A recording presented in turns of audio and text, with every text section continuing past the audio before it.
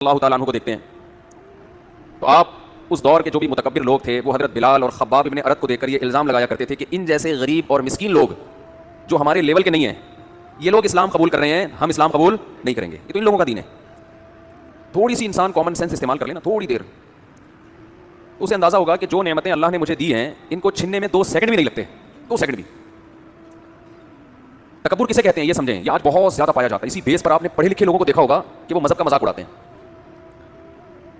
دیکھیں تکبر انسان میں اس وقت آتا ہے، میں قوم عاد اور قوم سمود کا بھی ذرا ڈیفائن کروں گا، ان میں تکبر کیسا تھا، کیوں تھا، لیکن بیس آج جو قوم عاد اور قوم سمود میں تھی نا وہی بیس آج بھی پائی جاتی ہے۔ جو بھی اللہ کی نافرمانی کرنے والے لوگ ہیں نا ان میں بھی وہ بیس وہی ہے۔ تکبر انسان میں اس وقت پیدا ہوتا ہے جب اس کے پاس کوئی قابلیت ہوتی ہے، تبھی جو لوگ جاہل ہیں، پڑھے لکھے نہیں ہیں، غریب ہیں، اکثر ان میں تکبر نہیں ہوتا، عمومی تو نہیں ہے لیکن اکثر۔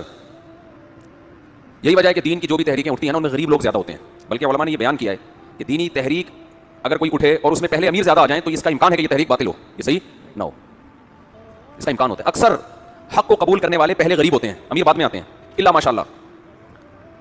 انبیاء کی تاریخ اٹھا کے دیکھیں، تبلیغی جماعت کو دیکھ لیں، تبلیغی جماعت جب مولانا الیاس رحمۃ اللہ علیہ نے شروع کی ہے تو میوات کے دیہات کے غریب ترین لوگ ساتھ آ کے جڑے ہیں، مالدار بہت بعد میں آئے ہیں، اور آج بھی غریبوں کی اکثریت ہے تبلیغی جماعت میں۔ آج بھی اکثریت کس کی ہے؟ غریب لوگوں کی، ہر جگہ ایسا ہی ہے۔ قربانی کیونکہ دینی پڑتی ہے اپنی خواہشات کو، تو جب انسان میں کوئی قابلیت ہوتی ہے، ایبلٹی ہوتی ہے، کوئی نعمت ہوتی ہے تو کبر آتا ہے، جب نعمت نہیں ہوتی تکبر کیسے کہتے ہیں؟ اپنے آپ کو نا دوسروں سے بڑا، تو جب ہی سمجھے گا نا جب اس کے پاس کچھ ہو۔ تو جیسے دولت ایک نعمت ہے نا، ایسے ہی نالج بھی کیا ہے؟ ایک نعمت ہے۔ آپ کہہ سکتے ہیں نا کہ پڑھے لکھے آدمی میں تو تکبر ہونا ہی نہیں چاہیے، وہ تو پڑھا لکھا ہے، وہ بھائی ہوتا ہی تک پڑھے لکھے میں ہے کیونکہ وہ پڑھا لکھا ہے۔ سمجھ میں آ رہی ہے بات؟ کیونکہ اس کے پاس کیا ہے؟ نالج ہے، اسے پتا ہے۔